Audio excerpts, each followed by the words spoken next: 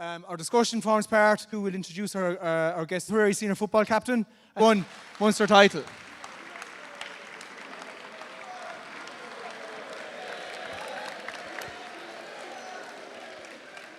In addition to that, I suppose he's claimed National League titles with Tipperary at Division 4 and 3 level, and has also had the huge distinction of becoming, I think, only the 4th Tipperary man to represent Ireland in the Compromise Rules Series in Australia in 2017. Moving on, I suppose on the back of a fantastic victory yesterday, we have all the way from Bruff, Sean Finn. Sean has represented the Limerick hurlers at all grades and also represented UL in the Fitzgibbon Cup. In his career to date, he's claimed many underage and provincial Munster and All-Ireland titles, and I suppose that culminated last year when playing at right cornerback. Sean claimed the All-Ireland for Limerick seniors for the first time in 45 years. His year finished on a high note when he also got the opportunity and he claimed an All-Star award for 2019, again at right cornerback. And we're delighted to have him here with us today in the Abbey. Sean Finn.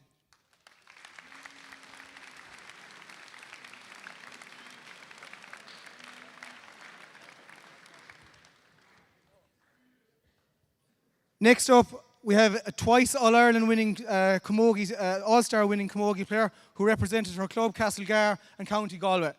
She played in the All-Ireland finals of 2010 and 11, and in addition to this, she claimed the Ashbourne Cup title 3 years in a row with UL. She also comes from a very famous GAA family, with her father and uncles part of the famous Galway sides of the 1980s. In recent years, she's also had a very successful career as a pundit on the Sunday Game.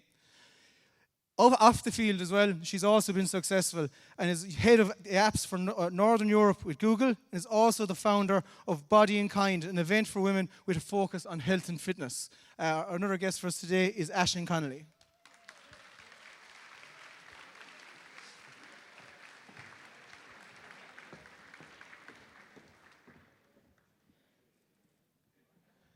Next up is our student representative. He's a dual player of note within the county, and he was captain last year of the Munster minor hurling winning side from Tipperary, something we're very proud of here in the school. He's represented a Tip at all grades underage and is currently involved with the Tipperary under-20 panel. He is a very recent local nominee for the Canon Hayes Sports Award, and it's a great pleasure we welcome Johnny Ryan, current sixth in the school, here to the stage.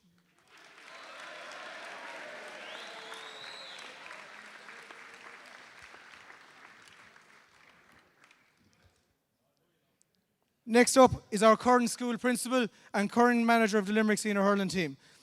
Mr. Kiely, I suppose, has led Limerick to All-Ireland titles at under 21 and senior level, and I suppose in addition to this, also a National League title after yesterday. I suppose another fact about him is, he also had a very distinguished career as a player, where he represented Limerick at both senior football and hurling, indeed captain in the football team, and he's also a very active member of his own local GAA club in Galway, where as a player he also had the unique distinction of having won county senior titles in both football with Galway and hurling with Gary Spillane. Our principal, John Kiely.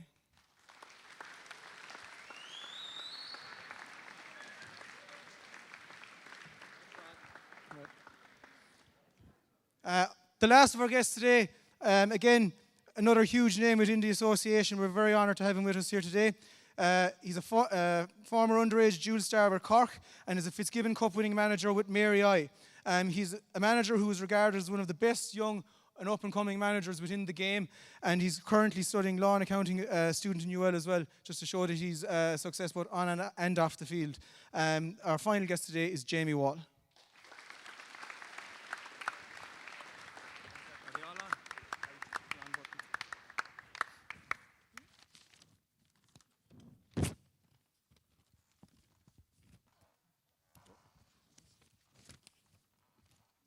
Right, I suppose the aim of our discussion here today is to, try to get the lads talking, and talk about the whole idea of well-being. The reason that the guys are here, is that they've all been hugely successful within their own respective careers. And I suppose the first question I'd like to maybe throw out to the panel is, what attributes would you have seen, or what do you put your success down to? Is there things that you have found have made you successful in what you've done? And maybe you might share some light with that. I'll just throw that out to the whole panel, and maybe if one of you'd like to take it up. Who's going to be brave? Thanks, Conor. Um, the basics for me anyway, Sean, is just hard work and dedication. It's kind of like a cliche at this stage, but it's the truth. Like, personally, like I probably, as compared to the rest of them here, I'm not decorated with medals like the rest of our guests, but it's going to happen at some stage. So you just have to kind of firmly believe that it will happen. You just got to keep at it. So yeah, for me, it's just hard work, dedication, and just the belief that eventually to keep going, because it's 100% worth it. So I suppose belief, honesty, and work with for me, yeah. Very good. I suppose if just even using, I suppose, yesterday as an example for maybe John and Sean, I suppose John first, I said, like, Limerick last year, like, question I said, like, he waited so long for success, and I think it's been clear to see both locally here, I suppose, being on the border, and I suppose nationally, just the impact that success has had on the county. You saw it again yesterday with the National League title. Like, did you I suppose, John, to you first, did you realise the impact success like that would have on such a level as all around the county of Limerick, like, and the benefits of it? Yeah, I suppose what is success is the first question possibly for me. What you consider to be success? Is it trophies, or is there something broader than that? And I would probably be more leaning towards the broader side of it than the trophy side of it. The trophies are a bonus. I suppose we've been very fortunate with the group that we have come through Sean's age group. They're just an extraordinary bunch of people who've been in the system since day one, and they've developed not just as players or athletes, but they've developed as people, and as a group they've developed as well. So they've got really good qualities. They're hardworking, like Conor just said there. They're very honest with each other, and Conor would have said that as well. Honesty is a huge factor. And if you're honest with yourself and with the others in your group, well then lots of really good things can happen. But those are two very, very important attributes. The hard work and the honesty are hugely important, and that has to be nurtured over time for that trust to be there, for that honesty to exist. So trust is a huge factor as well. So like, a lot was made of Caroline Curran's involvement with us over the last 2 years, and like, one of the main things that she brought to the table was where the boys would have opened up to each other about challenges that they would have encountered, in their own lives, on and off the pitch, which gives them a greater understanding of the challenges that everybody has before they come to school, to work or go to the training field at all. So it's the same here with the lads. Like, a lot of lads here would have gone through the SOAR Foundation talks over the last 2 years, and that whole environment where the students would have opened up about maybe things that are going on in their lives with their fellow classmates, so as that they have a better understanding of what it is, the challenges they have had to encounter. So to get to be successful, that level of honesty and trust and respect has to be there. And when you have that, then something greater than that can happen. But without that, nothing will happen. So that for me would be the most important thing, is that you create that environment where that kind of level of engagement with each other can be happening on a regular basis. Very good. I suppose with that success, I suppose, comes a greater level of maybe recognition and pressure. And I suppose, Sean, if you don't mind me asking, like, within a GAA community, I suppose,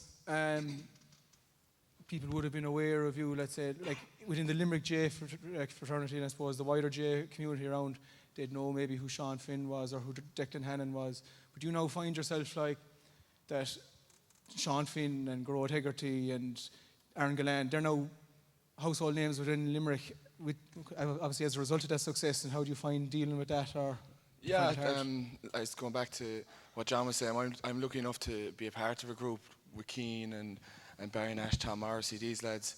And since under 14, there's expectations of us to win underage titles and stuff like that. But looking out from the outside, like, we're only normal guys as well. Like, obviously we're playing big games and people might think that we're superior, or Aaron Galland is this, that. But he's an ordinary guy as well, and he works hard, and like, he's actually a great example of someone who has worked so hard throughout the years, because I know probably some of your underage academies and stuff, and he's a guy that wouldn't have made minor teams growing up. He was always thereabouts, making panels, and he stuck with it. I remember one couple of months in particular, he stuck with the gym, and you just notice the size in him. And his hurling developed then over the couple of years, but you obviously see what he's doing now. But it's just for yourselves that if it's not coming right at under 14, 16, minor level, it's not the be end all, you know. But like we're normal guys as well, and we want to succeed, and hard work and honesty is going to get you there. So. And I suppose maybe just turning out towards the rest of them, I suppose, for you, Aisling, what would you see like with success? Like, has it had an impact? Obviously it has, let's say, with Google and things. Have you found the success that you've had through Camogie and your sporting career, has that had an impact off the field? Oh yeah, definitely. When I was interviewing for Google 8.5 years ago, they were very interested in my sporting career. I guess nobody wants a lone wolf that just does their own thing and isn't a team player. So all of my sporting achievements and the fact that I was able to draw on examples of leadership or public speaking or losing, you know, my challenges and then the successes, that was hugely beneficial when applying and getting a job in Google. And similarly as well with, you know, Body and Kind, the health and fitness initiative that myself and my sister run, like that would have been very beneficial, drawing on sporting experiences for that and being able to relate to males and females. So, and also I've been lucky enough to you know, be on the Sunday game a couple of times doing analysis, and that wouldn't have happened if I wasn't playing sport or camogie. So no matter what sport you play, it's always brilliant to have a passion and to be dedicated to something, because it stands to you in later life, because you have to deal with the highs and the lows, the wins and the losses, and you're able to deal with people and you're able to have a bond with other people. Maybe just one thing I noticed from, let's say, what John was saying in relation to success, I might throw it back towards you, Jamie, like going on my own experiences when I was maybe playing a couple of years ago, what success was like, you know, if you didn't win a trophy at the end of the year, sometimes the year was seen as a failure, and maybe that was something that the GAA was very, I suppose, guilty of down the years, that, you know, if a team didn't win a county championship or a Munster championship, or, you know, it was the manager's fault, or it was the free taker's fault, or, you know, the players didn't train hard enough despite, like, is that so? Do you see maybe a change now with the modern manager, or let's say what's expected in modern day panels in relation to what maybe that success criteria is within a team, or is it completely results driven? Like, sorry, excuse me. I suppose, look, you only need to ask John. It's still going to be his fault if they don't win the All Ireland this year. Like, so it's still the manager's fault if they don't win. But no, even just to be honest with you, like you said, and what John started off with about what defines success. Like, for me, you know, we're talking about managing our well-being in GAA and success, and managing our well-being in general. Obviously, look, you know, no one here is blind. They can see that I had to roll up the ramp there, and I suppose that in itself is a massive challenge every day. And I suppose when it hit day one, I would have been always very much. I would have always used the GAA and sport in general as kind of my actual mechanism for success and my kind of mechanism for coping with issues. So having that GAA to engage with always, you know, no matter what the problem was, whether it was school or sport or women or whatever it was, you know, that was your out, like. And I suppose, you know, the big thing for me was finding my way back into the GAA, to be engaged in it and having something to engage in, for me, is a success in itself. You know, I found my way back into management eventually. We've had varying degrees of success. We won a Fitzgibbon, we lost a Fitzgibbon final, you know, lost the county semi-final. We've won things, you know, like, but I think when you engage in something properly, that in itself is how I would define success. You know, even using the GAA to get back into general routine and life. And now, like you said, I found myself back in college again. You know, at the end of the day, whether it's sport or matches, you know, you can only, it's kind of like the Highlander, like there can only be one. So when at the end of the day, if you don't win, that's not in itself the biggest issue in the world, as long as you can say at the end of the day that you've engaged in whatever it is you're doing at the highest level you possibly can. very good. I suppose finally I'll move to Johnny, I suppose, on that topic of success, and we'll move on from it then, I suppose. But you're probably, let's say, the person who can most resemble most of the people that are in this room, like. And at a young age, I suppose you've probably found yourself thrown into the whole idea of, like, you're no different to the lads here, anyone inside in the room, but you found yourself probably in a situation last summer where you suddenly found yourself, after winning the Munster Championship, been thrown into events like this, or, you know, how have you found balancing maybe that GAA success maybe with all the other commitments you have within life, be it socially and be it, let's say, obviously you're doing your leaving cert and stuff this year? Towards all the other people here, like, you know, I'm only completely new to this, but definitely between the lads, you know, you think there'd be a change, but there's not. It's the exact same as coming into school, not winning anything, like. But I've enjoyed, like, having the support from around here and all that, and I think that by just winning something, thinking that someone is, like, superior to the rest that's not the way it is, and that everyone here are always backing you and supporting you, and that having the success is just a bonus, really. But going out and all that, and the social life and all that, is still the exact same. Might be a bit minimum, alright, but it's the same, and, you know, you wouldn't want it to be any other way. You don't want to be singled out or thinking that someone thinks you're above or anything like that, because that's not the way it is. And as Séan was saying, Joe, everyone, we're just all normal, and that's the way it is. And that's the way we want it to be as well. Very good. And I suppose that links us well into what we were saying. The next point I was going to probably bring up was, I suppose you've all become very, very successful in your chosen fields within the association, and I suppose outside of life as well. Like, but I think it's fair to say within the GAA, like, you often hear the phrase, like, the GAA is a community, like, and it's a community made up of, let's say, maybe family, let's say in your case, which is a very strong family tradition, or be it, let's say, a strong tradition within your own local communities, like. So, like, you being successful, like, I just throw it out to the floor, someone can maybe take it on this time if they want, that who do you see has been, like, you know, cornerstones in your success, be it locally or even maybe within your family? Have you had people that are, you know, we see about the All-Ireland wins, or we see about making Ireland squads and things like that, but who's backing you behind that success and that you find helps you in that regard, maybe? Just throw that out to the floor if any of you want to take it up. Yeah, for me, I think it's family that back you and keep you grounded, and they're the ones that will give you honest and constructive feedback. If you've had a crap game, they're ones that will tell you, and if you've had a good game, they're also the ones that will tell you. So I think it's always good to ask for feedback. Feedback is a gift, and that's how you get better and improve. And it's the family that I would have always turned to ask, how did I do, or what did you think, etc., etc. So yeah, I think it comes back to family. And then your club as well, like, I would say, like, it's amazing playing for your county, but your club, they're the people and the lads, the girls that you've grown up with and that you've played with from when you were small, and it's very special when you win with your club. Anyone else maybe on that? Or? Yeah, listen, I think everybody will probably concur with what Aislinn has said, you know, that without the family support you can't do it. Like, for me in particular, you know, every day is really, really busy between school and training and phone calls and whatnot. So it's great to have home to go back to and switch off from all of that, you know, whether it be school or Limerick. And plus, I think we all know that these are only small, short phases in our lives as well. I'm not going to be involved with Limerick forever. I can't wait for the day that I'll take the lads to the matches and sit above in the crowd and just enjoy being a supporter. I miss being a supporter. It's great to be involved, but you'd love to have that freedom to just get on the train and go to the match as well and enjoy it while the lads are young as well, and just cheer on the team and just enjoy watching the team play. But yeah, definitely home is hugely important. It was one of the funny things after the All-Ireland.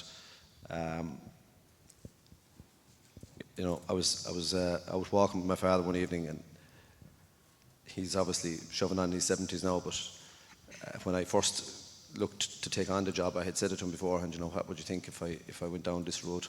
And they said, you'd be mad. Please don't do it to us, bringing all this trouble on top of us. You know that every other manager has, you know, had a very sad story probably to tell about their time involved. It ended in tears, and they're probably full of regrets for taking it on. So yeah, they didn't want me to do the job in the first place. So he just turned to me after the All-Ireland and he said, I'm glad you didn't listen to me. He said, you know, so sometimes you have to take their advice, and other times you have to trust your gut on something as well. And make your own way on it, you know. But yeah, they're and when you're finished at the end of the day, after each match, you nearly always look up to see, because you know where they're sitting, and they're the people you want to meet after the games as well. After the All-Ireland, I couldn't wait to get up and to meet the lads up after the game, you know, because that's who you want to share it with, really, at the end of the day. Very good. And I suppose just maybe with that whole idea of club and community, I suppose, Conor, if you don't mind me throwing this one, because I suppose we come from similar sporting backgrounds in that, you know, both been involved in football in small rural areas. And I suppose I've seen from players that would have been from my own club the impact it's had, like being tip senior football captain in a place like Ballyporeen, like it must bring huge honour to the area, like, and how that support, how have you found it, or, you know, do you find it a burden, or do you find it an honour, or how do you deal with that, like? No, I don't find it a burden at all, Sean. I don't think you can think about it too much. It's an honour to be captain of your county, first and foremost. Like, it was always something I'd hoped to have achieved in my career. So yeah, I've taken in my stride. Like, the most important thing is, like, you can change as a player, like, just because you've got the nod as captain. Like, it's very important that you just, you know, be who you are, like, and still deliver on the field. And that's what I hope to do. Like, I hope to do my talking on the field and lead by example. And like, you have to make sure your own backyard is clean first and foremost, before you even start demanding things from other players. So you need to make sure your own backyard is clean first, and once it is, you know, you're doing your job. But yeah, I have a lot of people around me to keep me grounded as well. Just going back to the last thing there, I totally agree with the lads. It's parents for me, probably the pillar behind my success. It's gas, no matter how good or bad I play, like, you know, the father will always come up and tell me, "Oh, geez, you're a class lad, well done," you know, even though they know he's lying to me, like, you know what I mean? They just have this way of just... the opposite way in my house. Yeah.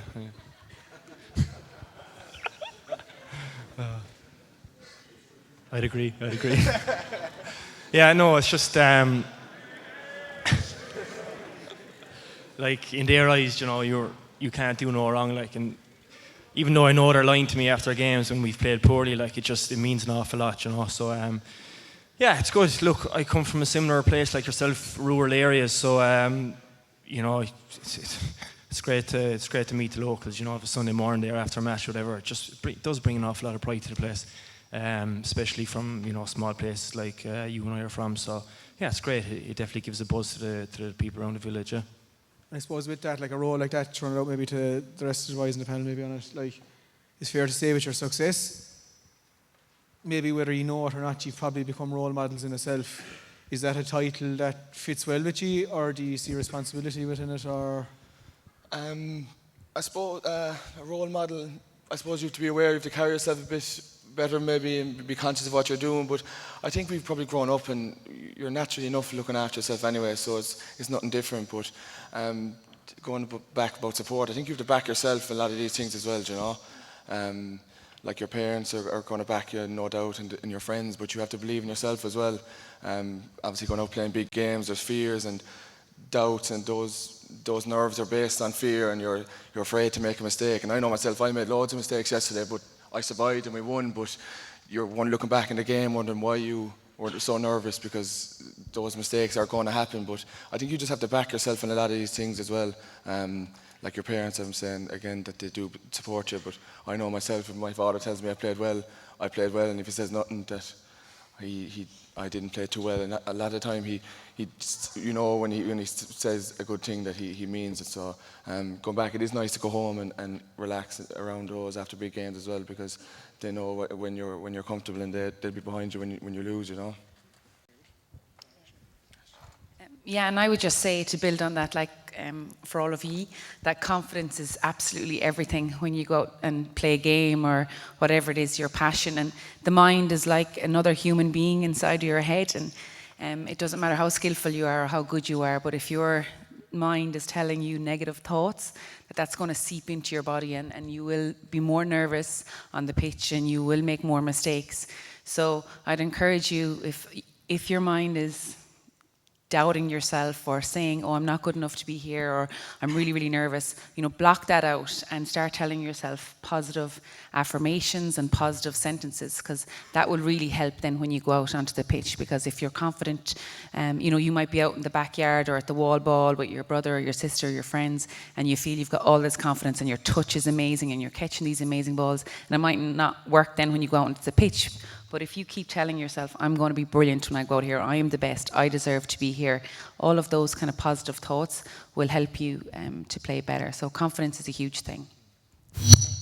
I might just jump in briefly on that last point there as well, because it's supposed to be something that I'd feel very strongly about in terms of, you know, how you define confidence or how to actually, you know, project confidence. I think, you know, a massive thing is being able to kind of, I'm not sure what the exact word exactly is, but more accept that there are going to be occasional mistakes and negatives, and being confident for me isn't saying that they're not going to happen. It's being able to say that that's going to happen and I'm still going to play very well. I'm still going to get back on the horse, as it were, because I think, you know, if you go in terms of anything in life, if you think that it's going to be just one nice thing after the next and one easy thing after the next, then as soon as you hit one road bump, you're in big trouble. So for me, I would always say that, you know, when it comes to a match or school or law or work or college or anything like that, I think it's you know, embracing the fact that you can take on a challenge and you can have something where you're going to make a mistake or you're going to drop one ball.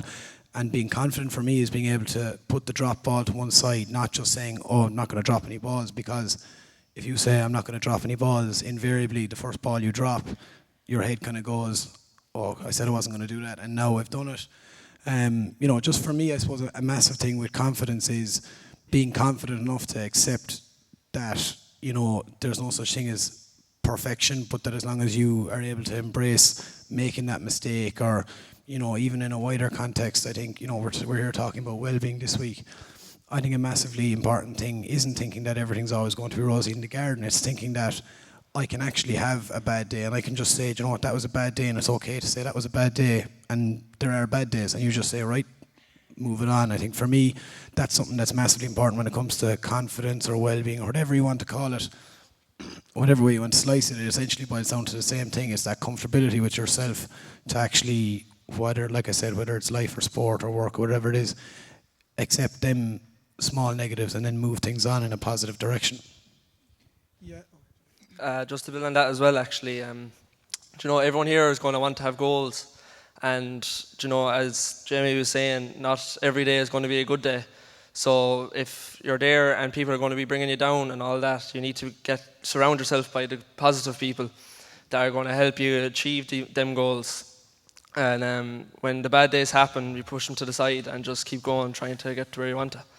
And I think that's important as well, because everyone knows that people are going to look down on you and they're going to try and bring you down. But if you can avoid them, then you're going to be on the way to achieving your goal then. Very good. And I suppose maybe the point from Jamie and Johnny probably lead me into my next point that I was going to make on, like, obviously you've been successful, and like we spoke about your support structures and things like that. Like, there's no doubt between all of you, you've all faced challenges within your career, be it injuries, be it media pressure, whatever it might be like.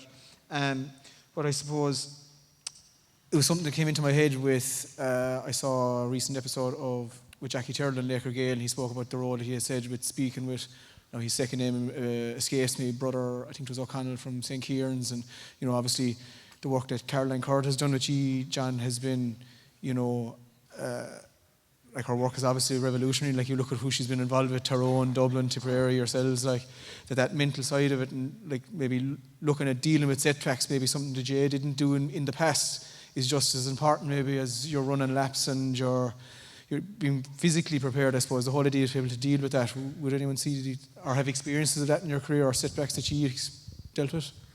Listen, my career, like, for me as a player, I had two horrendous disappointments. We lost two All-Irelands back in 94, 96. I will never forget the devastation I felt afterwards. And back in those days, like, there was no consideration given to, you know, how is such and such coping with what they've been through. And I was teaching down at Clonakilty at the time, and I was away from Limerick, I was away from home. My first job, it was a challenging job. I was teaching a class of 30 adults in a VTOS program, and I was teaching all the modules, and it was my first teaching job. It was a huge responsibility, and I never forget that, you know, sense of isolation, being down there, trying to establish myself in a job down there, being so disappointed, and next thing I got dropped off the panel. So it was gone. That was the end of it. And it took me years to get over that disappointment. But for obviously playing with my club and, you know, getting the job here afterwards, you know, I had an outlet, coaching the teams here in school, and, you know, being part of the staff here was, you know, a huge help as well. But, you know, nobody realises how hurtful it can be to be part of something that you felt was the most important thing in the world to you, to get to win an All-Ireland and to fail at it, and to be so close on a number of occasions. So yeah, huge disappointments. I'm sure there's lads here in the audience and girls in the audience who've had huge events happen in their lives as well. Maybe, you know, losing a sibling or a parent, or, you know, a grandparent even that might be living in the home at home, could be somebody hugely important. So it can take time to get over, you know, things that mean so much to you if they go wrong. But I suppose, as Johnny says, if you've good people around you, you have a great chance, and positive people. And if you take a positive outlook on it, and it's how you respond, you know, if you react in the right way to a certain circumstance, you can shape it. You know, you can put your own spin on it in a positive way. You can turn a negative into a positive, right? And I would consider that those disappointments back in the 90s made me a very mentally strong person. It took a long time to find that strength. At the time I was broken, but I think I often look back on it now as being something that shapes me and makes me stronger. And I think I brought that to the group, maybe to Séan and the lads with Limerick in particular. I think that kind of strength I was hopefully able to instill in them, and maybe they could learn from my mistakes as well. I made lots of mistakes when I was younger as a player. I didn't focus on the right things. I didn't respond in the right way maybe at the time. So I think I brought that experience to the group as well, that, you know, don't make the same mistakes I made, lads, you know. There's no need to learn from mine. And John, did you talk to anyone when you were There was going through nobody that? to talk to back then, you know. No friends or groups, lads? No, I suppose, you know, but by actually getting the job was nearly the worst thing. If I had been at home, you know, at least I would have had my parents and my sister at home to keep an eye on me. But I was down in Clonakilty and knew nobody down there. It was just probably the worst thing that could have happened was getting that job.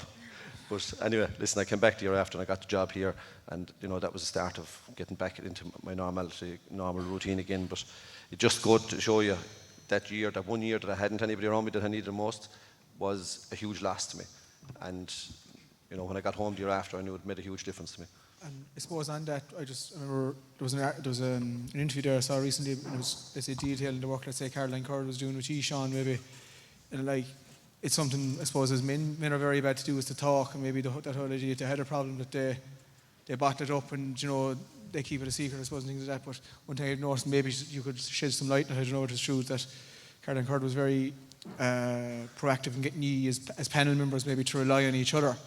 And I don't know, just one thing I noticed about you as a squad, I suppose, especially for an inter-county squad, having maybe been involved with ones in the past, but with you do seem to be a very tight-knit group, like, and I'd say, is that something you'd have found with her work, that you rely on each other, or you help each other I suppose, off the yeah, field? she put us in positions where obviously everyone here has struggles, and you don't know what's going on in people's lives at home or in school or whatever else, or in work, but she put us in a position that forced us to say something that we were struggling with, and I think that in itself brought trust, that you could say this to a group of lads of 25, 30 people in the room, and you could say, and with the belief that they're not going to say it to someone else, and you know that they're going through something as well. But going on, I was out for a year as well with a cruciate ligament injury, and it killed me seeing the 21s, they were playing a game up in Cork, and it killed me to watch that play and know that I was good enough to play and I couldn't play. But it probably gave me,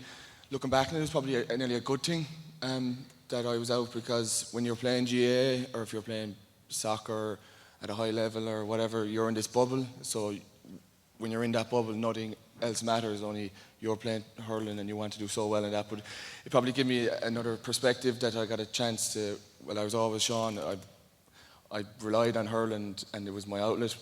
When that was taken off you for a year, you're kind of thinking, what will I do now? But it gave me a chance to go away for a couple of months and just to see what else was out there apart from hurling, and probably gave me a bit more hunger to see how much I wanted to play as well. And I still kind of draw back on that, because sometimes when you go training, it's like, oh Jesus, why am I doing this, or what, going out here training now? But that hunger is still there because I was out for a year, and I really knew then that I really wanted to play, you know. And I was in Wexford for a couple of months and there was training going on and I couldn't train, and it just broke me for weeks and weeks trying to get back. But it just acknowledge that I know you're playing sport at a high level, but there is more to life than sport as well. You have to look after yourself, and if there is people struggling with certain issues, that tell a friend, tell a family member, or a teacher, because it's an awful difference. Caroline was so good for people to come out and open up about things that they were struggling with, and it does make an awful difference. So just encourage people, if they are struggling with something, to open up about it and feel comfortable in people. Just even on that, I think it's just something that I suppose I'd have thought a lot about personally, like, and you know, we're talking about setbacks, and obviously, look, I know plenty about that myself, like, but even just something that for me is massively important is even the language we use. As a nation, we're brutal, not just men, especially men in the nation, but as a nation, we're very bad. You know, if you ask someone how are things, the first thing they want to say is nearly not too bad. You know, it's kind of like, even when we're saying something good, we're saying it in a negative way. You know, have you ever asked someone, how are you? And they've actually said, you know what, I'm not great. Rarely. I'd say I count on one hand the amount of times in my life, and that's something that I think is massively important going forward for us, is, you know, even if there's only 4 or 5 people in your world that you can actually be that level of honest and open with, like, if they actually ask, how are you, that you give a straight answer, rather than this kind of convoluted way we have of talking in Ireland, like, which is kind of, sure, you know, struggling or not too bad, or, you know, like, tipping away, like all these kind of colloquialisms that we use, instead of actually just, you know what, if there's 4 or 5 people that you can be honest with, when they ask how are you, that you say, do you know what, I'm good, I had a great day today, and actually acknowledge the very good stuff, and, you know, say, I'm great, I'm in flying form. Or by the same token, being able to, instead of saying, not too bad, or something like that, saying, do you know what, I'm struggling a bit, and they might actually have a conversation, you know. And I think that's something that, you know, I've noticed, like Sean said, Caroline put a lot of stock in, you know, it's just that level of trust, I suppose, within a group. And I suppose, you know, just to bring it back to something Johnny said earlier, very early on, about his friends, and, you know, he was inside in the staff room very nervous earlier on that he was going to get a ribbing off the lads. But I think, you know, it shouldn't be overstated how important your friends are, you know, like everyone here has touched on how important family is, and family is massively important, everyone knows that. I think finding an important group of friends is probably the next most important thing in the world, because there's an old saying, you know, friends are the family you choose. And, you know, just being smart with that choice is something that's massively important going forward. I know, look, I was blessed. One of your teachers, Mr. Ferncombe, was one of my best friends since college. I was blessed with that group, because when this happened to me, I was about a month out of college, and for 3 months in hospital, I had 3 visitors every day. Literally every single day.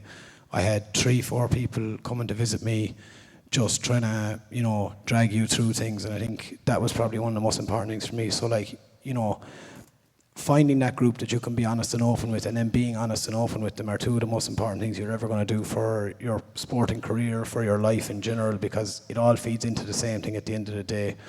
You know, if things are going well up here, invariably performances in the classroom or on the field, they all tend to follow. Very good. I suppose that even kind of brings on, again, nicely to the next point I was going to make, was, again, another article I read recently came from, I suppose, Clare ladies footballer Naomi Carroll. She spoke about, let's say, an injury she had with her cruciate ligament. And just to read out the quote, maybe see what you think about it, maybe as an idea, she said, like, I felt like, in the aftermath of the injury, she said, I felt like I lost my identity. Who am I without sport? And I suppose maybe you touched on, maybe Sean, a small bit, maybe, or even just throw it out to the group even there, like how do you feel as a group being identified as the GAA player? That's Sean Finn, the hurler. That's Conor Sweeney, the tip captain. That's Aislinn Connolly, the camogie player. Is that something that sits well, or does it annoy you at times, or like how do you feel about it? Like, I don't know if it fit well. I think that going back to the GAA community base, like, we're normal guys, but people tend to approach us on nights out or on the street as well, a lot more than they would approach a rugby player or a soccer player. It's just that, I don't know, it's a homegrown or whatever else. But yeah, it's when you get that taken off you, it's strange, and you have to adapt, and you have to find something else to take your attention, whether it be go away for a couple of weeks or just find something else. There is a gap there that you have to fill when you do have an injury like that. But there is positive as well, that you can focus on other things and improve other things as well. But a lot of mental strength is important too, coming back from an injury of such. But yeah, I don't know. What do you reckon? I think it's something that's actually like, I suppose it's kind of multifaceted. I would say the first thing is, at times it's the best thing in the world. You know, it's a great thing because you're being identified for something that you love. So, you know, at times it's the best thing in the world, but I think the most important thing with that, and probably something that setbacks and injury do, one of the few positive we say that comes out of them, is you have to learn a bit of perspective. So you have to know, you know, you were about to say it earlier, Sean, like Sean Finn the person as well as Sean Finn the hurler, like, you know, and I think that perspective, if you can have that perspective, then it's the best thing in the world. It's the nicest thing in the whole world to be identified by something that you love and that you're good at. That's a very positive thing, I would say, and it's not something to be afraid of. But, you know, the flip side of that is you have to know the perspective of it, and that it's just a part of you, the person. It's a hugely important part, and it can be a great part. But if it becomes all-consuming, then you're not well set up for whenever it goes, because eventually it will go at some point. Whether you have the longest career or the shortest career in the world, it's going to go at some point, you know, unless you're Tony Brown. But like, it's going to go at some point. So being able to find that perspective in the two, I think it can be a massively positive thing as well, and not just a negative thing, but you have to have that perspective with it. Very good. And I suppose with that then, how do you find, like, obviously it takes up a huge part of your time, like with that balance between, be it your sporting careers, your professional lives, and then obviously trying to have maybe a home or a family life, like, is that something that you find challenging as a result? Or, you know, Aisling, maybe like you, like obviously you've had a very successful sporting career, but like obviously professionally have been hugely successful in the initiatives you've run as well. Like, how have you found that, like? Yeah, and I think that's where well-being really comes into it. So I was playing Camogie with Galway, working up in Dublin, commuting up and down midweek and every weekend. So when it comes to well-being, you have to be okay with saying no. And you are a professional athlete. You have to say, well, I'd love to go out with my friends on a Friday or Saturday night, but the repercussions of that are I'll be really tired the next day and I won't perform well at school or at work or in the match.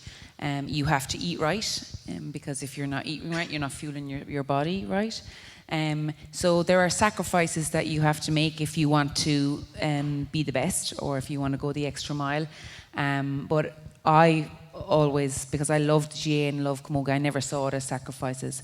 I always thought that I'm going to do these things because for my well-being, which will then enable me to perform better on the pitch or perform better in a working environment. And I suppose just moving on from that, I suppose you've kind of taken that from your sporting career on with your initiative with Body and Kind. Like, have you found that it's something that's grown in Ireland, or is it something that maybe we could improve? Like, is there an uptake, I suppose, into the whole idea of, again, maybe not looking at activities just sport, but activity maybe for wellness or for... Yeah, like hugely. I think there is a phenomenon now in our society that busy is good, and we all have to be really busy, and we have to go to the gym in the morning, then we have to go to work, then we have to come home, we have to cook the dinners, or we have to go to the gym, or we have to do whatever. It's all go. And actually sometimes it's okay to press pause and step back.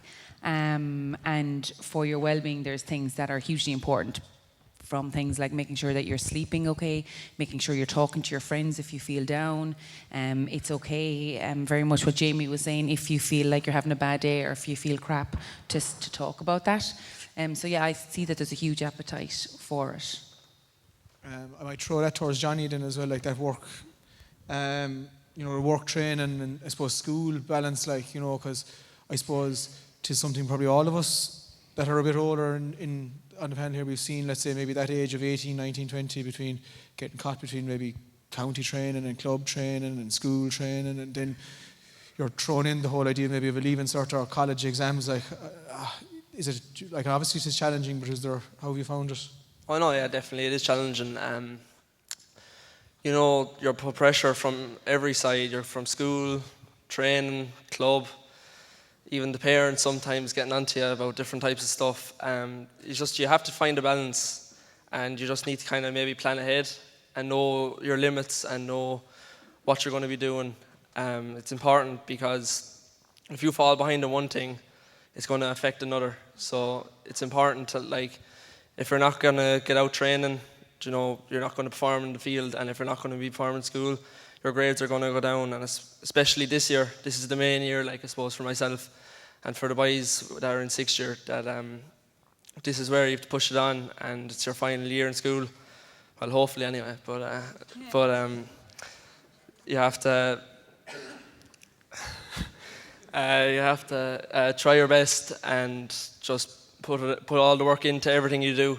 And of course, then you're going to want to try and make the starting 15s and the panels that are coming at you from all different types of clubs and county panels. And putting the work in there and having a good balance there is very important. So, yeah, I think that's... Yeah, just to back up what Johnny said, it's all about balance, Sean. Like, it's so important that you don't overcommit to one thing or the other, because ultimately the others will pay the price. But, like, you need to take everything in moderation as well. I know we're all professional athletes here, and you buy into this thing 100%, but other aspects of your life need to be on track as well in order for you to succeed in the field. And if that means taking time out, you have to take it. And sometimes you won't be given it, but you have to take it yourself. Like, I know for a fact, you know, if I don't get a weekend off training or whatever every now and then, mentally you're drained, you know. Mentally you're drained, and physically you might be all right, but you just need a mental break every now and then. And it's the same, like, for me, I never chose my teaching career because of the summer holidays. Well, to a certain degree. But, like, I love my job, and it was important that I chose a career that I loved, because I knew then that would help me obviously on the field as well. So if I'm happy here in school, I know that I'll train well, and it's vice versa as well. Like, you know, if you have a bad result there of a Sunday, you're coming into a class on Monday morning, and you know, it just takes your mind off it. Like, and the boys will tell you, you know, the boys won't be long bringing you around anyway and tell you, you know, how bad you are or whatever. Like, but it's all about balance and everything in moderation, I think. And if you get that balance right, I think you'll do well in most facets of life. Yeah. Leading on then, I suppose, like, again, with it, like, as a group, you're all people who do, like, whether maybe you accept it maybe or recognise it maybe, that you'd obviously have to have high levels of motivation. And obviously with GAA as well, it's something that I associate with GAA anyway, that players who succeed, they're immensely resilient, like. And I suppose I might throw this maybe towards Aisling and Conor for different reasons maybe, but it's easy to be resilient and motivated when you're like Sean and John, and you're after winning an All-Ireland, like. But I suppose, having seen it, been involved, let's say, with training and with seeing tip football over the last couple of years, like the progress that's been made, but going out every year knowing there isn't that guarantee for success. And I suppose I'd have gone to college with, let's say, someone like Orla Cotter that you'd probably be aware of, like, and I saw the immense dedication Orla put towards her game, yet, but if I threw it out towards the room, you know yourself how many people would actually know who Orla Cotter is in this room. You know, to have that resilience to come back, would it be a trait that you would see yourselves in, having that motivation to keep coming back despite not knowing that the success? Yeah, and I think that's one really good thing of the GAA. It's the passion and the love of the GAA that keeps coming back. The biggest resilience challenge that I've had to come over from a sporting point of view is, so lost 2 All-Irelands to Wexford and Croke Park by 2 points, and then a third year I took a year out due to work commitments, and then, like, after playing intercounty for years and years, Galway went on and won the All-Ireland, so I always joked that I was holding them back. But so that was really, really hard for me. Like, I was up in the stand in Croke Park watching all of my friends win, and, you know, I had my sunglasses on and I was crying underneath, and I loved that the girls won, and it's brilliant for Galway Camogie, but my heart was breaking a little bit, you know, for myself. So for me, that resilience, you know, you have to overcome that and you have to stick with it. And luckily enough, I was able to talk to my boyfriend at the time, now my husband, who the same thing happened to him in 2007 with Limerick. He pulled out due to work commitments, and then Limerick had got to the All-Ireland final. So just on that theme that we talked about in terms of when you're having a crap day or when you're struggling with something, that it's good to talk to people about it and to because you get support from that. So yeah, resilience is very, very important. And I think to the point that you made, Séan, about you put so much into it as a female athlete, and not many people know.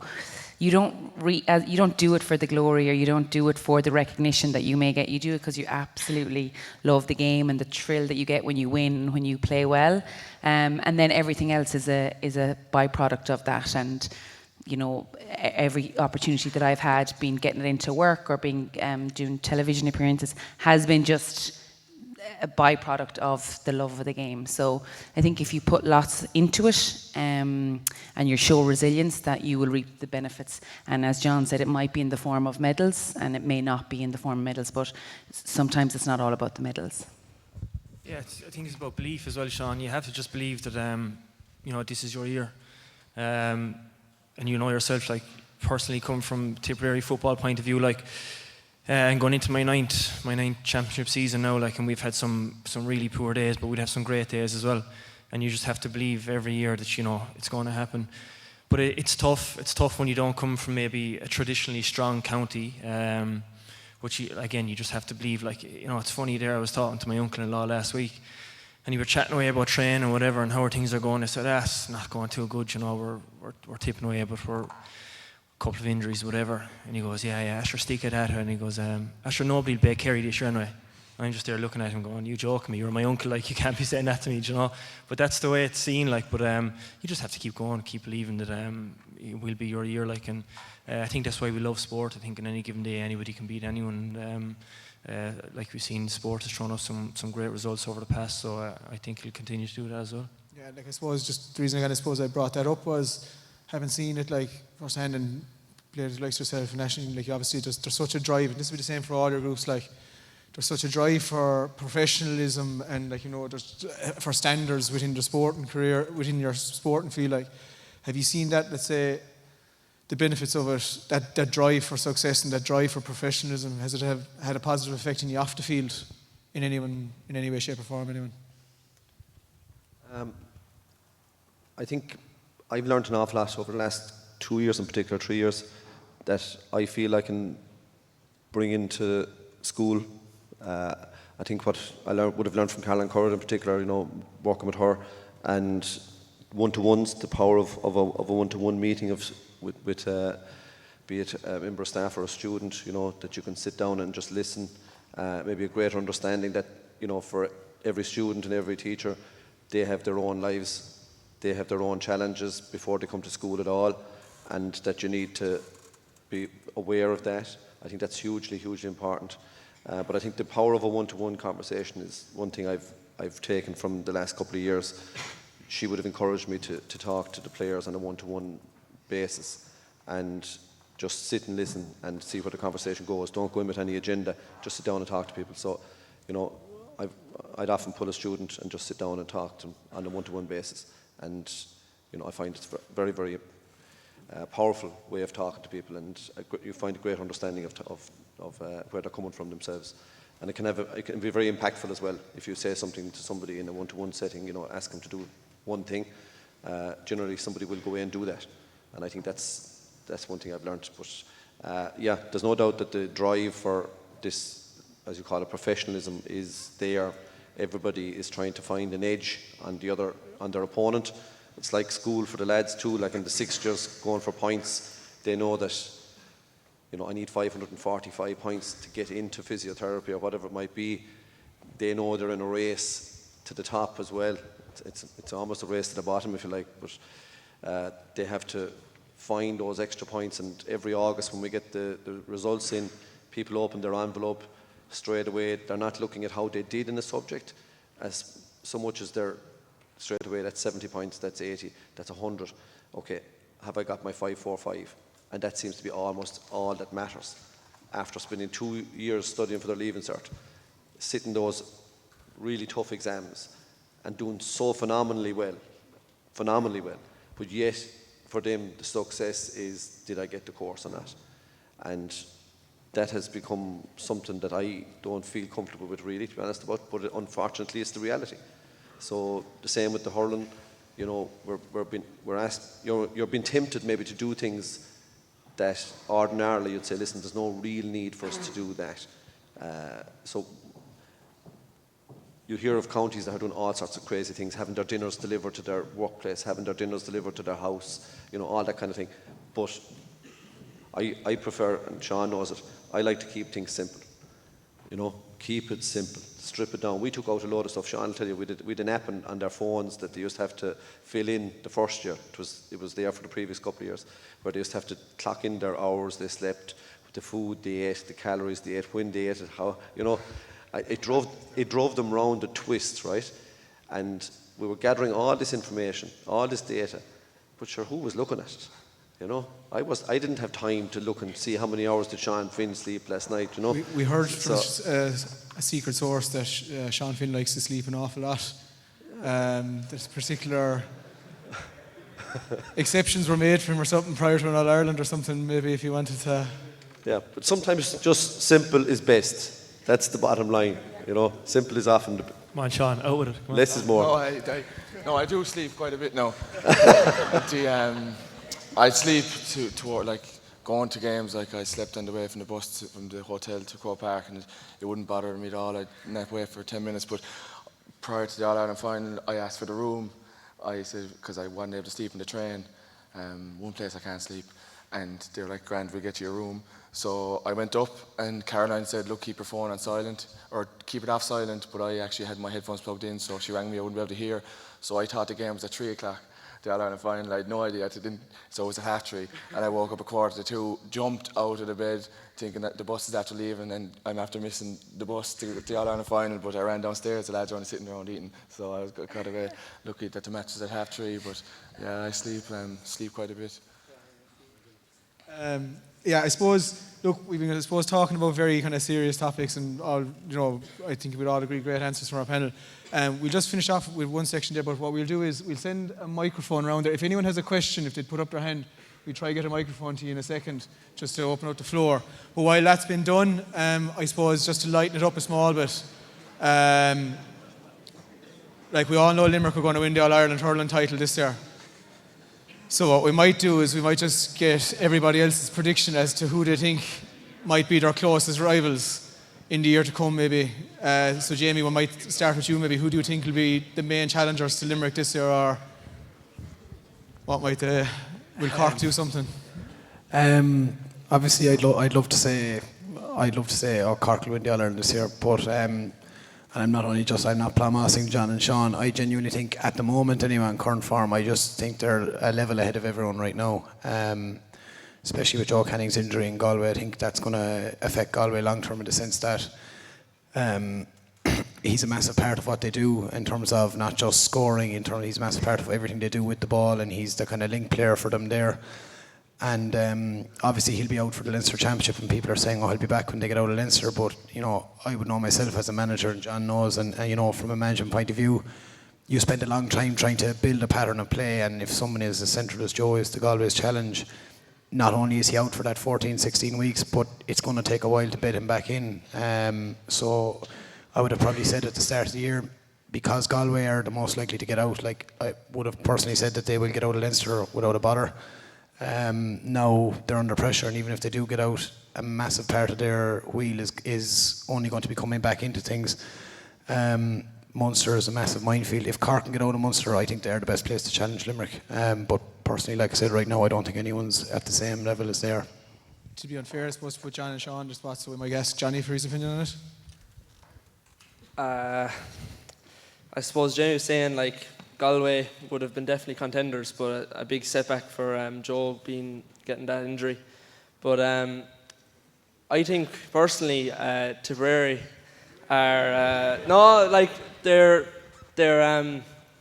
Liam coming in has definitely had a big impact.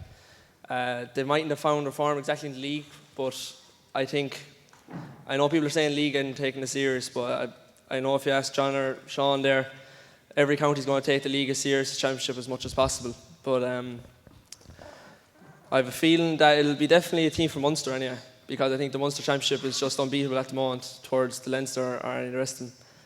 But I suppose I'm going to have to back the roots and back to Tipperary for that. Aisling? Yeah, I think Galway are not as in with the chance now that Joe's gone. So I think Waterford actually will be thereabouts. I think they'll have learned a lot from yesterday's game, and they still have a lot of work to do. So I think they'll be thereabouts. And Conor? Tipper Cork for me, Sean, I think, yeah. I think Cork are a very good side, savage pace in their forward line. I think there's definitely more to see from Tip, though. I think coming in under the radar in the league now mightn't do him any harm, but I agree with Johnny also. I think it could possibly be a Munster team of some sort. Yeah, Cork or Tip for me, I think. I might just switch it back the other way then, so John and Sean can have an impact really fiercely at the football. Like, I suppose of all years now, like, you probably saw it maybe first hand Division 2 here, playing with some of the teams like Donegal now, like, and just the level that they're at the moment, like, and just looking at this league in particular, there seems to be definitely a switch in focus maybe in the style of play. Like, even look at the Division 1 final yesterday, like, it was a great game of football, like, and we probably haven't seen football as open as that in a while. Do you think there's going to be teams there that are going to take on Dublin, or are they still that small bit ahead, like? No, I think there are. I think there are teams there. Dublin are just a step ahead of everyone else at the minute, but not by as far as people think. Mayo are looking good for me as well at the minute. Mayo, Kerry, Dublin, I'd say, Sean. One of those three, anyway. Sean from the Football and Stronghold of I Rough. think I'd like to see Kerry are quite similar to what we were like last year. To have a lot of new young lads coming in, maybe no baggage carrying from recent years, and I just think that they had a good league campaign. I've learned it from yesterday, but I'd fancy Kerry to the small cracks again shown from Dublin. Can they mentally keep it up? Will the appetite be there? But they are the bookies' favourites, obviously. And I suppose John. I'd love to see Mayo win in All-Ireland. We've our own Mr. Kilcoyne here, who's retired last year, and God, I'd love to see him go back up to Westport with Mayo after winning an All-Ireland. I would love to see that happen. They've been there so many times and so close, it's been heartbreaking for them. I think everybody would just love to see them win an All-Ireland. And in the hurling, I think there's going to be a surprise this year. I just feel somebody's going to come out of somewhere and produce something special, but we'll have to wait and see. But I just do think there will be some surprises along the way this year. It won't be as straightforward as people might think. We definitely might open it out to questions, so I think we have a microphone going around there, so if anyone that would like to ask our panel a question, raise your hand. Or not? Do they get a prize? No. Unless Mr. Kiely's paying for it. A prize. They get a prize if they ask a question. Prize? Oh yeah. Might get off early, never know. Don't be shy, lads. Or girls, there's lots of girls down the back there from St. Anne's and St. Ailbe's as well. You're more than welcome to chip in.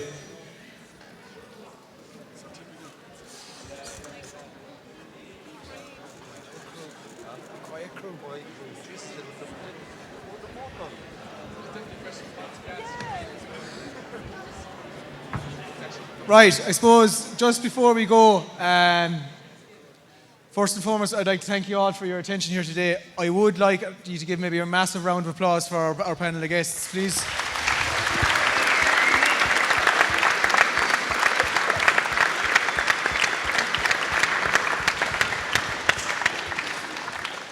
It was a huge commitment for all of them to come here today, and we do very, very much appreciate it. I suppose it is forming part of our Wellbeing Week here in the school, and we just encourage all our own students, I suppose, to take part in all the different events we have running throughout the week. And I think we all agree that it's been an excellent way to kick off the event. Just on behalf of myself and I suppose the panel up here, today wouldn't have happened without the Wellbeing Committee. We would just like to give you, if you would give a round of applause, please, for Mr. Conor Hayes and Ms. Niamh McCarthy, who have put this together today, and they deserve huge credit.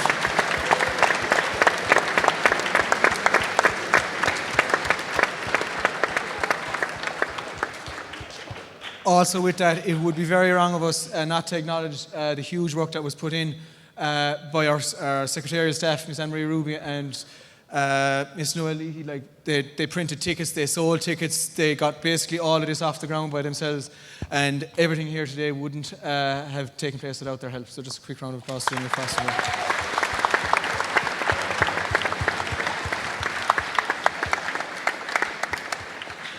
Finally, I just spotted there to Mr. Rail and Mr. O'Dwyer, who gave huge, and Mr. Halligan, who gave huge help in setting up our stage here today.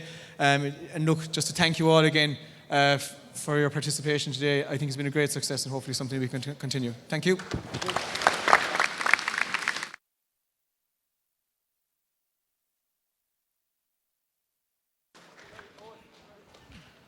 Just one thing I did forget to mention, because my back is to them.